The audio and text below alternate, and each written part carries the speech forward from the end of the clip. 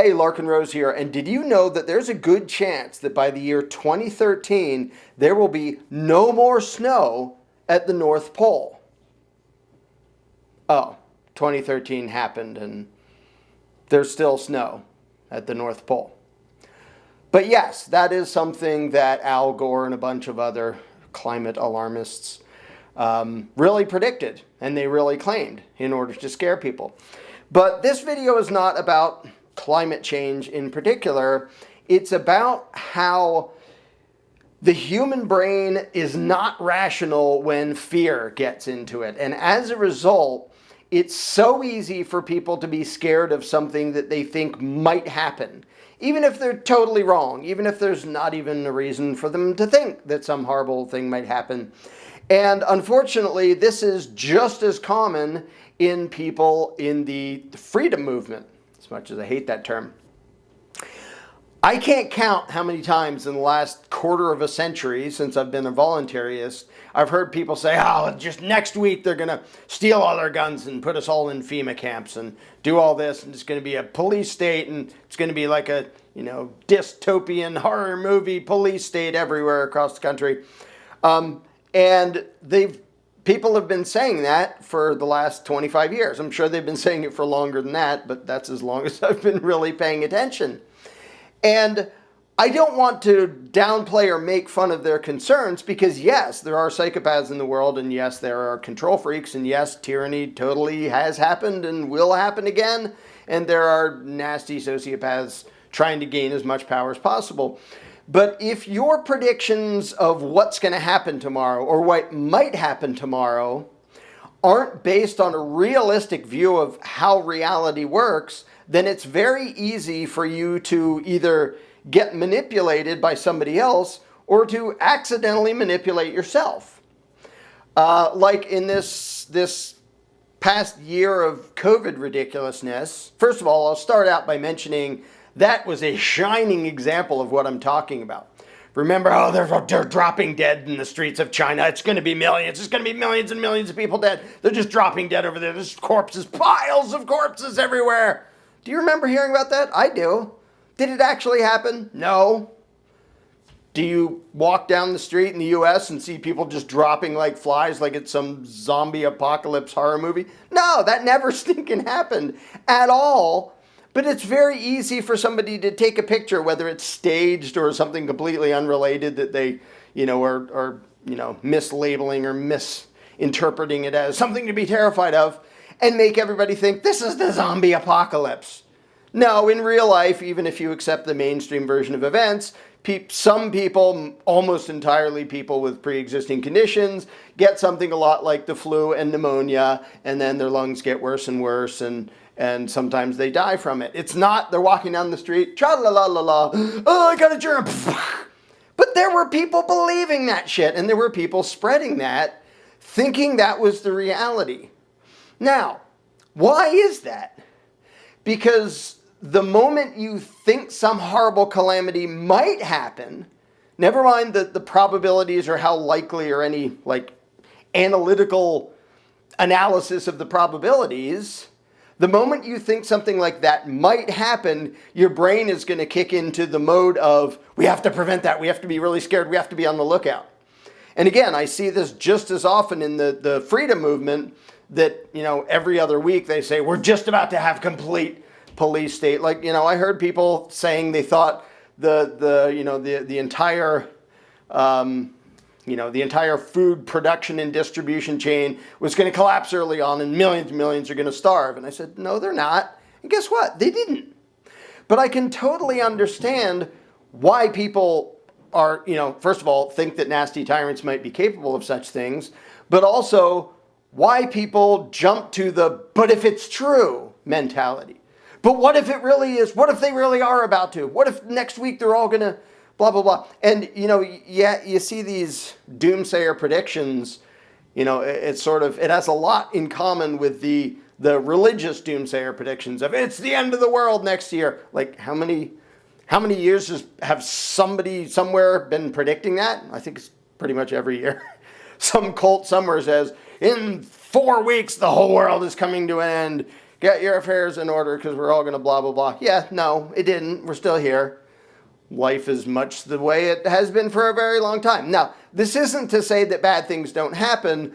The thing is, the really drastic things usually happen slowly over time.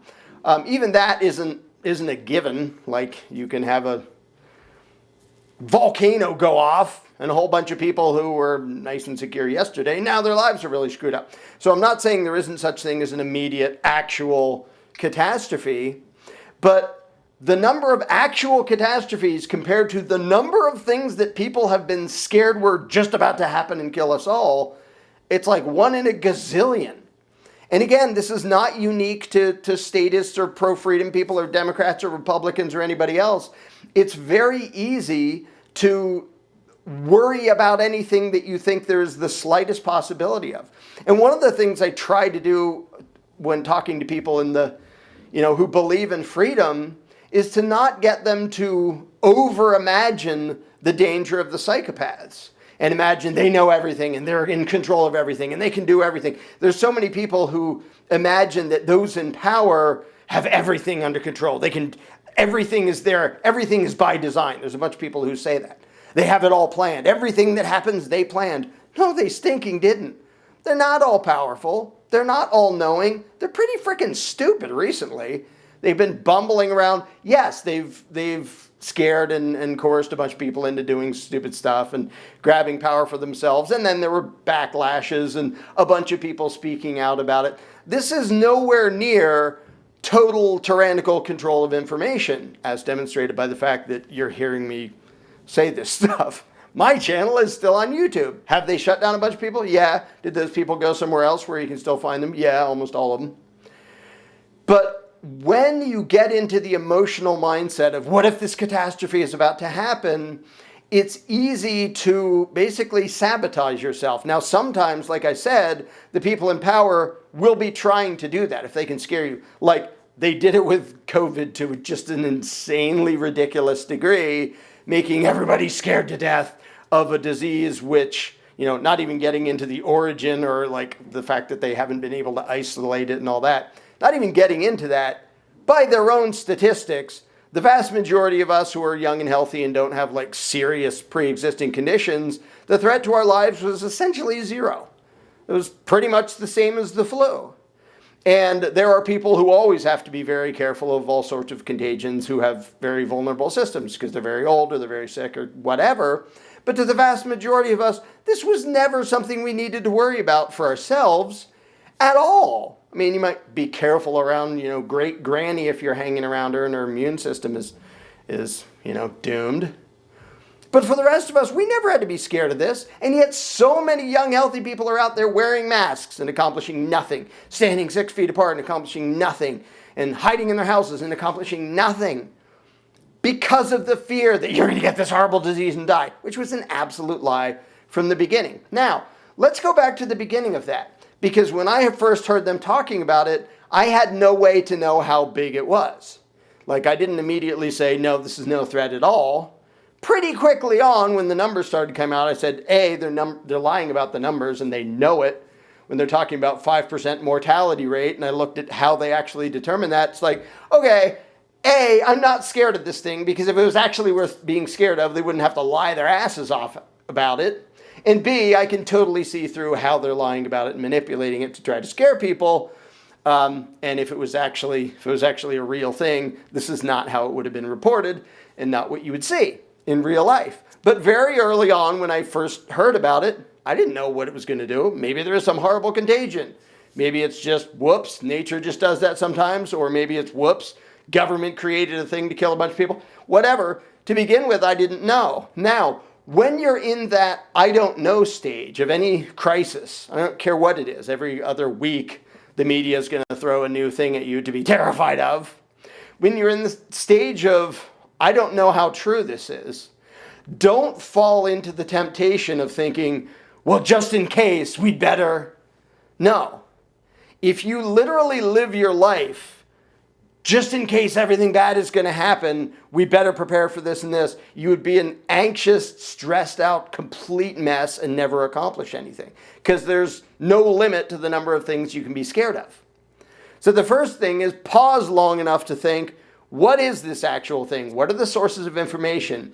And very importantly, because from your position, you may not have direct access, like I didn't from the beginning of, when I first heard COVID, I'm like, okay, what is this thing? Is it actually a threat? Where'd it come from? Who has to worry about it?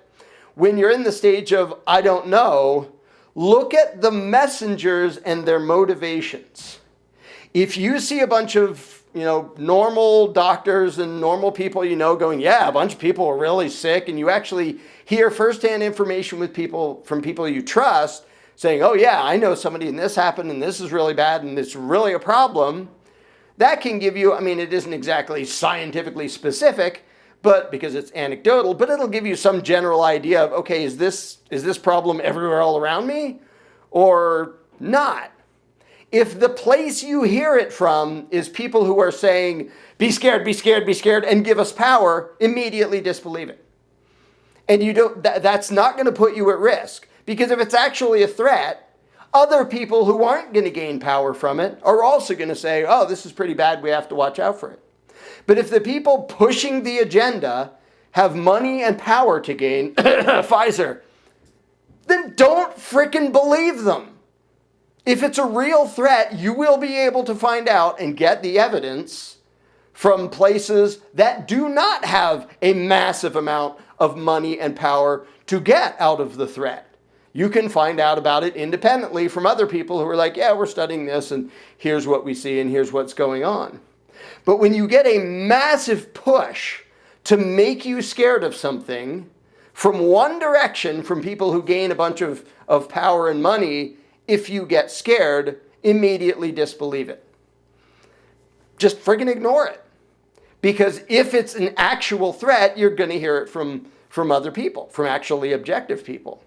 Now, the one they've hyped before and the one they're going to hype again to scare the hell out of you is climate change. They've been trying to milk this for years. Now, is it some crazy conspiracy theory that I think they're going to try? Yeah. Except it isn't a theory, it's a conspiracy. And a friggin', what was he, a director or something? Programming something or other for CNN was caught on tape describing exactly this. Oh, eventually people will get bored of COVID and not be so scared of it anymore, and then we're going to scare them with climate change again. He explained it in his own words. So if you want to call it a crazy conspiracy theory, when the people doing it have admitted on tape that that's what they're doing, I don't know what to tell you. If you're so gullible that even when the liars and fearmongers are exposed on tape in their own words saying what they're doing, and you still believe them, please turn off my channel. Your brain doesn't work. Go somewhere else.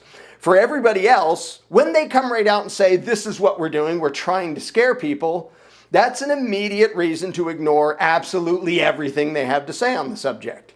And again, if it's something that matters, you'll hear it from somewhere else. And one of the dead giveaways in the ridiculous fear-mongering about COVID is that they're trying to suppress the hell out of the thousands and thousands and tens of thousands of medical experts and doctors and scientists and epidemiologists and virologists and all sorts of people saying, whoa, first of all, this is way overblown. Second of all, the lockdowns were a bad idea. They made it worse. They didn't help. The masks are stupid. Like, this vaccine is probably going to be a catastrophe.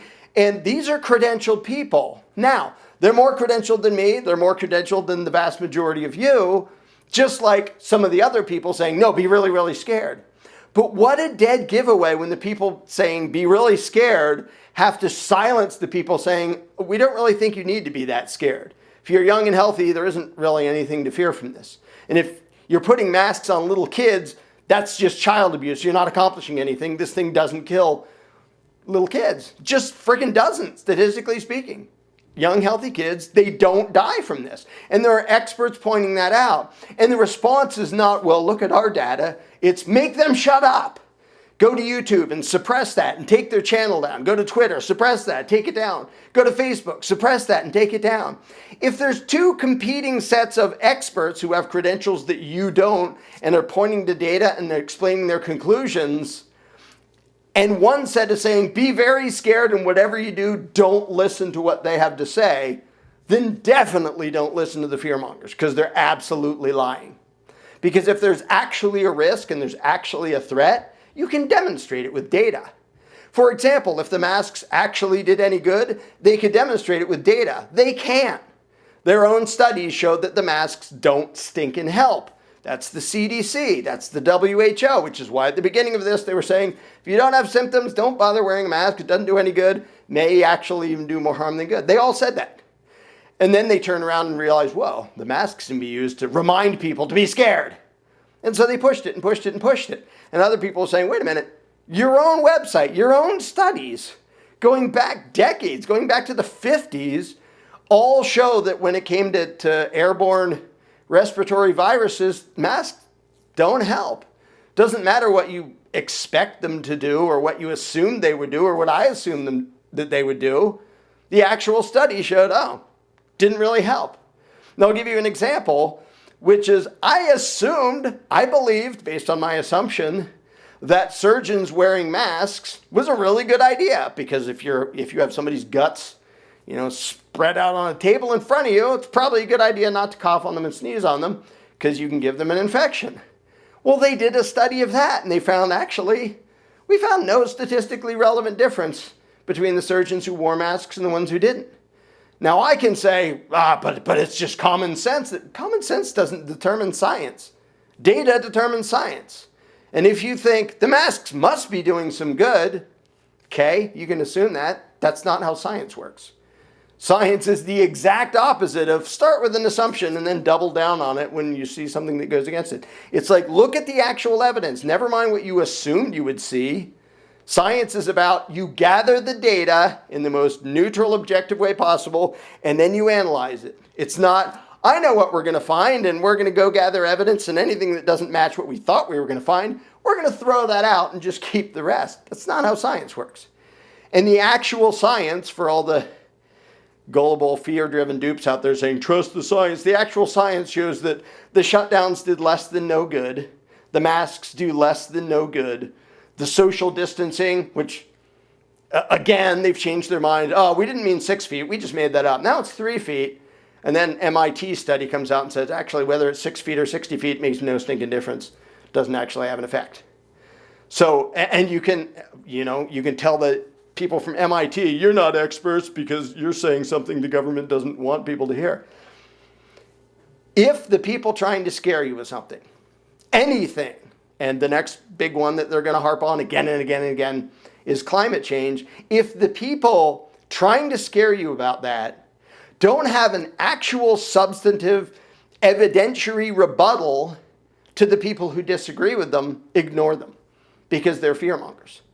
Because if you have a scientific position and somebody else disagrees with it, the scientific way to decide which of you is right is to look at the evidence and how you gathered it, how you assessed it, how you analyzed it, how you reached your conclusions. If any side says, trust the science, they're lying. Believe in the science, they're lying. That's not how science works. And if they're trying to silence the other people, immediately disbelieve the ones who are trying to silence the other people.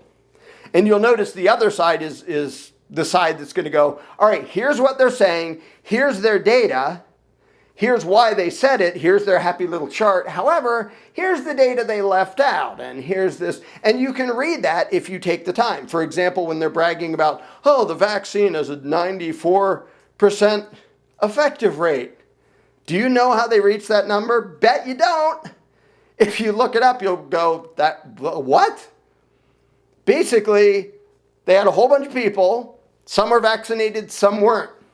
They immediately dismissed all of the people who got COVID within a week or two of getting the placebo or the vaccine.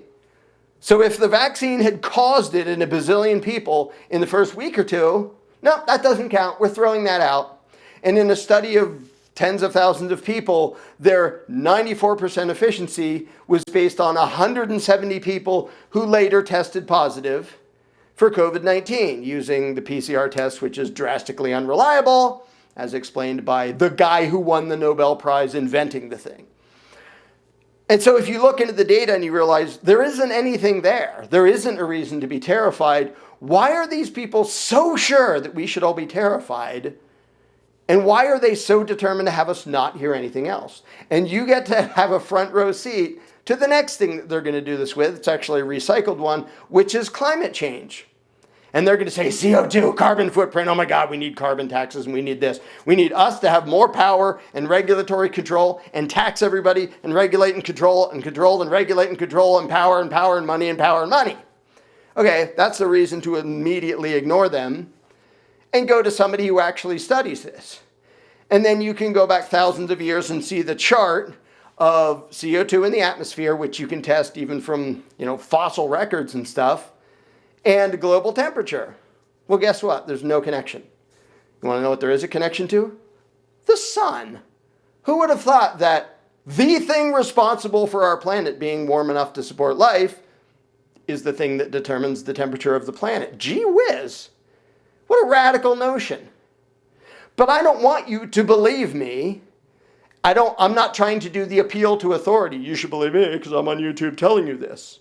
I am telling you two things, one about science and one about psychology. The one about science is the people who actually understand science and are doing real science, they don't need to censor the other people because their data and their assessments and their explanations and their conclusions are self-explanatory. Now, you may have to study it for a while to really understand what's going on.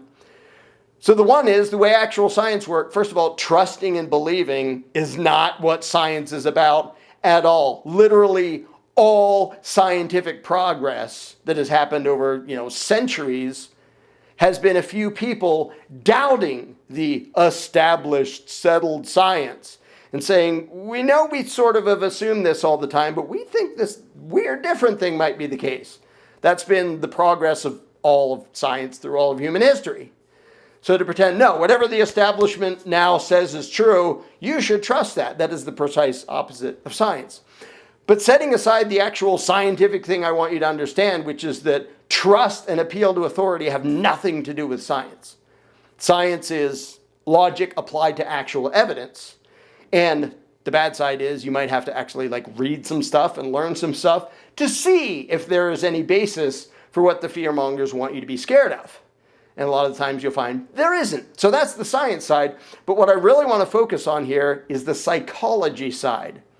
The fearmongers know full well that if you can get it in your head that something bad might be about to happen, maybe we're all going to, and again, pro-freedom people do this too. Maybe we're all going to die. The environment's going to collapse and everything's going to die. And there's going to be an economic collapse and we're all going to be impoverished. And, I've heard so many people, pro-freedom and Democrat and Republican and people who politically don't even care, believing and repeating these dire warnings about the end of the world. I've been hearing it for 25 years, and it's only that short because that's about how long I've been paying attention. Actually, I was paying attention to it years before that. I was just a statist. They're going to grab your guns. They're going to come take your guns. No, they're not, because they know they can't get away with it. They'd get shot. Doesn't mean they won't try to sort of wheedle in here and there. But so many of the dire predictions, whether they're from somebody who knows they're lying or from somebody who means well but just doesn't really understand what's going on and doesn't understand, how to figure out what to actually expect, they cause a lot of people to go into scared mode.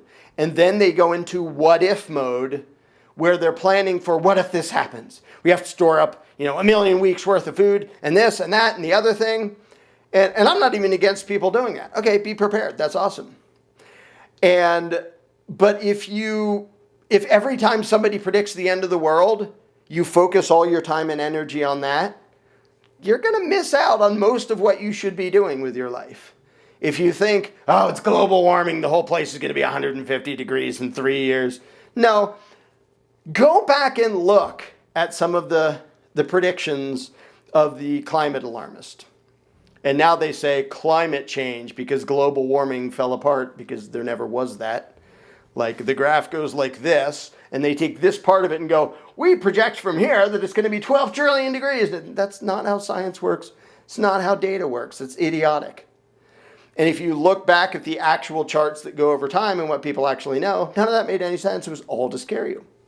But if you can be scared into functioning based on the what if, well, just in case this horrible catastrophe is going to happen, we better all know. That's not a rational way to decide what to do with your life and what things actually matter and what to be worried about. And it's just kind of human nature. It's been around forever. The end of the world predictions have been around forever, including in the freedom movement. And I can't count how many times I've had to tell people, no, it's not about to be a police state nationwide. They don't have the resources to do that. They're not about to come seize all the guns. They would get shot and die if they tried it, and they know it. And so many other things that even if nobody's lying, even if nobody's trying to trick them into believing these things, it's very easy for the human brain to fall into fear mode. And if you let yourself fall into fear mode before you back up and actually think things out, well, what would actually have to happen for this and this to happen? Alex Jones screaming at you that we're all about to blah, blah, blah, blah. That isn't really a scientific reason to believe anything. Now, you can hear what he says and consider it and analyze it, but you have to analyze it objectively without being in the process of peeing yourself. You have to back up and go, well, wait, what would they have to do? What is the actual allegation? What is the claim? And how often have these people been right in the past? Now, there's a lot of more incremental, slow, authoritarian garbage things that have happened that have come true and that a bunch of us were warning about. They're going to do this, they're going to do that, they're going to try to push this. But then there's the whole realm of things they can't nearly do because they don't have the manpower, they don't have the resources, they're not that competent. So if you want to know how to rationally respond to authoritarian garbage, you have to be able to distinguish between the things that are an actual threat and the things that are just way out what ifs that just scare the crap out of you and make you want to run off into a cabin in the woods, because that isn't really going to help anything. And again, I don't mind people being prepared, but if you focus all your time and energy on preparing for civil war, there's not going to be a civil war. There's not going to be a stinking civil war in the U.S. And the people who are like, oh my God, we're on the brink of civil war, had to think it out. You really think, even with Democrats and Republicans yelling at each other, your guy's horrible, no, your guy's more horrible. You think they're going to start shooting at each other by the millions? No, they're not. They're spoiled and comfortable, prosperous Americans, relatively speaking. They're not going to have a civil war over that. If you idiot brats are going to go have a tantrum in D.C. and then they're going to get demonized by the other side who's going to, then have troops march around D.C. Good. Stick all the troops in D.C. for all I care. And, let them wallow in their own fascist BS. But if you can't distinguish between things worth preparing for and worth being concerned about and things that are just in the category of, what if this happens? Oh my God, it's going to be terrifying. Then you're just going to be stressed out and anxious and clueless and constantly either disappointed or confused or, just never having any foundation in reality because you're like, maybe this is about to happen, maybe that's about to happen, maybe this, we're all going to, and you'll just jump from one catastrophe to another, always thinking the end of the world is 2 seconds away. It's not. And thinking that it is doesn't really help you be productive or useful. Now, I'm not saying don't be worried about anything. Don't worry, everything will be okay. There's lots to worry about. There's lots of evil actually going on. There's lots of authoritarian garbage worth paying attention to and resisting, as we've just seen over the last year. But if you can't distinguish between what the enemy is capable of and what they're not capable of, then you're actually going to work against your own interests by being so scared that you project onto your enemy superhuman powers and superhuman wisdom, and they don't have either one. So early on, I was saying, no, we're not going to see a vaccine passport where you can't travel anywhere in the country without it. There will be immediate resistance, and already there's legal resistance. There's states already passing things that say, we're not going to do that. The Fed's already said, we're not doing a federal vaccine passport. There's international flights that have already done that and are doing that again for the time being. But if you can't see, well, they may try this and this and this they might get away with, these things they won't nearly, then you're just going to live in terror. And living in terror doesn't help you, and it doesn't help the people around you. It doesn't help you be productive, doesn't help you be happy, doesn't help you spread the concepts of freedom and self-ownership. So even when there are things worth being concerned about, don't let your fear control your brain. Like, even if your house was on fire, if you just go, "Ah, the house is on fire," okay, what good is that going to do? Even in worst case scenario, actual real life, your house is on fire, still the best thing to do is go, all right, where is everybody? How do we get out? Do we have a fire extinguisher? Is it big enough? Is it small enough that we can put it out now? Or do we just grab some stuff and get out? You still analyze and logically think about it to have the best chance of doing what you ought to do in an emergency. And that's if there really is an immediate life-threatening emergency. Well, everything short of that, which is 99.9% of life, you should do the same thing. Don't worry about the what ifs, but maybe find out if there's something actually to worry about or to prepare for. Don't worry about it either way. Worrying doesn't help. If there's something to prepare for it. But there are so many people who spend so much time and effort and have so much anxiety and fear and pain and anguish and depression, anger, and all sorts of things based on stuff that never happens. It never comes true. It happened in their imagination and nowhere else, and they're controlled by all these things that never happened in the real world. Don't let yourself be controlled by things that never happened and never are going to happen. Don't let yourself be controlled by fear. You have a brain capable of logic, capable of slowing down, looking at evidence, figuring things out, thinking for yourself, and realizing that from the left, the right, pro-freedom, everywhere else, 99% of the things that people tell you, oh my God, this horrible thing's about to happen. No, it isn't. And you need to be able to distinguish between that and the 1% that really is worth being concerned about and doing something about, so that you can actually focus your time and energy on something that does some stinking good instead of just peeing yourself and running around in circles.